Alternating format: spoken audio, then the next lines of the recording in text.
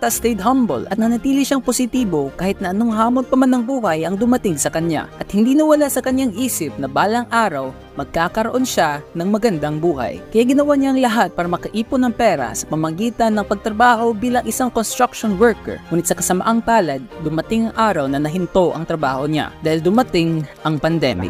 Nawala yung construction kasi nag-pandemic. So nagtinda-tinda ngayon ako, doon ako nagsimula magtinda, hindi pa Paris. Kaya nag-isip siya ng iba pang paraan para makahanap ng pera. At yun ay sa pamamagitan ng pagbenta ng mga kape at candy. At paunti-unti niyang iniipon ang kanyang income para bilhin ng mga gamit para makapagluto ng pares. Best advice from Diwata, kung may pangarap ka, aksyonan mo na. Siya yung definition na hindi mo kailangan gumawa ng masama para lang umangat sa buhay. At simula noon, paunti-unti niya nang nabubuo ang kanyang negosyo na sa halagang 100 pesos lamang, mayroon ka ng only rice, only sabaw, at higit sa lahat, ang libreng soft drink.